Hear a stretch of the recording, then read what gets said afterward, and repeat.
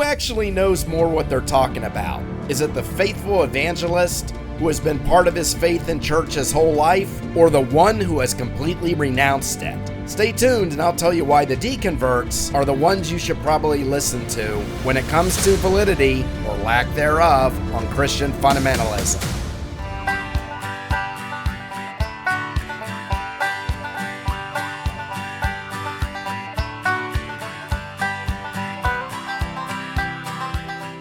As I've said in other videos, the vast majority of people have a faith in their God simply because they were brought into it by their family. Whether Hindu, Christian, or fundamentalist Christian, most were programmed with the faith by their parents the second they were able to have some sort of cognizance with the world. This is certainly the majority for the fundamentalists, who indoctrinates that the world was created in 6 days, and God sent a flood to destroy the world minus one family. And Christian evangelicals and other fundamentalists, they don't just go to weekend church on Sundays. They go to church, they go to Bible school, they go to Bible camps, they go to youth groups that are evangelists and fundamentalists in nature, like the Horizons Fellowship program. The indoctrination is continuous and ongoing. So you think with all that programming, they would know quite a bit about what they're talking about when it comes in terms of their faith.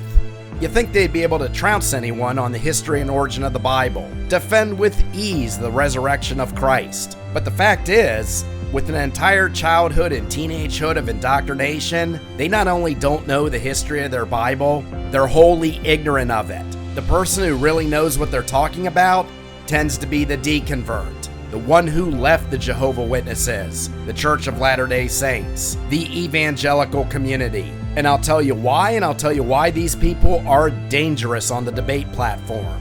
It's because it takes a great deal of careful research and forethought and reflection to be convinced enough to walk away from the indoctrination. You would have to read enough to concretely prove that everything you've been taught since you were a child was false. And I can give you 2 examples of lethal atheists today, as well as deadly biblical scholars who were once fundamentalist Christians. The first is Bart Ehrman. Bart Ehrman was a born-again evangelical as a teenager and was a student of the Moody Bible Institute, which is evangelical and the mecca of Bible colleges. And what Bart Ehrman found during his study was that they had 5,000 manuscripts of the New Testament, and no 2 of them were exactly alike. Some of the manuscripts greatly varied from the norm, and some of them varied only in small ways. But it led to Bart Ehrman starting to question, how could the Bible be the literal inspired word of God if there were all these different versions of it? He later received graduate degrees from Princeton Theological Seminary,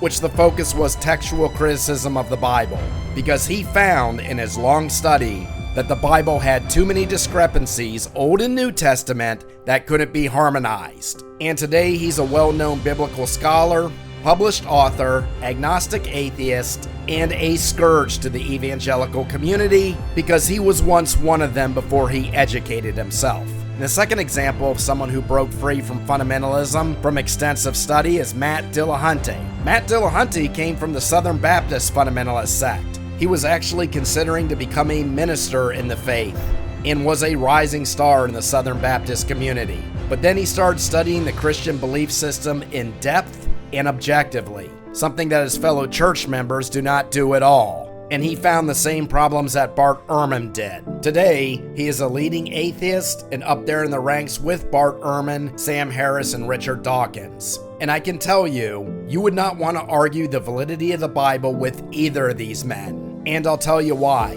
The deconvert from fundamentalism is a much more valid and objective scholar because the conclusions that they found in their very extensive study would have to have been very solid to overcome a lifetime of programming. I can tell you from personal experience, and I am not in Ehrman or Dillahunty's league at all. I've done a very significant amount of research on the origin, history, and veracity of the Bible, especially concerning the resurrection of Jesus Christ. But I wouldn't want to present to these 2 guys. That would be like a first-string high school football player suddenly being placed in the pros. But I can tell you it takes quite a bit of research, convincing research, before you're willing to let go of your faith.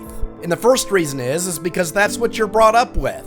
At 7 years old in Catholic school, we spent months preparing for our first communion. A 7-year-old doesn't have a choice, he just goes through it. Then at 13 years old, you prepare for your confirmation. Again, nobody asks you if you want to participate, it's just a given that you will, where you are forever sealed with Christ in the Catholic Church. Then I went to a Jesuit high school for 3 years and finished out my senior year in yet another Catholic school.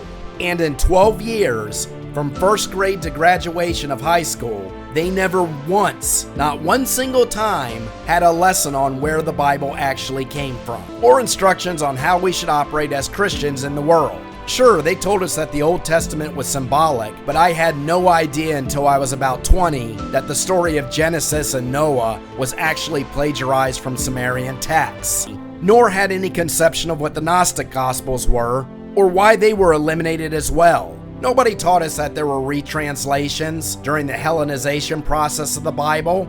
In 12 years, we were given exactly not one lesson on where the words actually came from. And after high school, people get busy with their lives. Even the lapsed Catholics that I know still hold on to their Catholicism. They just don't practice it that much. But they've never actually gone out and studied how brutal the Catholic Church actually was in the past. And it's even more so in the fundamentalist communities, where there are social repercussions for questioning the faith to begin with. So that's the reason that the person who does question it and does the research accordingly is so valid and knowledgeable and dangerous. Because unlike Pastor Bob at the local Evangelical church, they actually took the time to do the research. Now, the second reason that the evidence has to be absolutely convincing for you to break away from a fundamentalist or even other Christian community is because as you're receiving First Communion at 7 years old, as well as confirmation at 13, you're also being indoctrinated with the fear of hell. From the time you can understand your parents' words, you are told that unbelievers go to hell.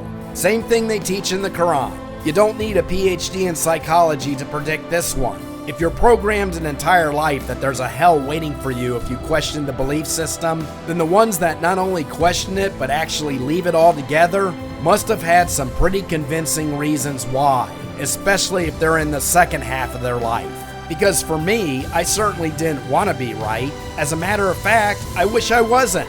My spiritual life would be a lot simpler if I could just know for a fact there was a Jesus, he died on the cross, was resurrected, you believe in him, be a nice person, and you go to heaven forevermore. I could rest easy with that thought, and I'm sure Ehrman and Dillahunty could too. But after hundreds of hours of research, I don't see any evidence of that, and all indications keep pointing to that it was just folklore to begin with.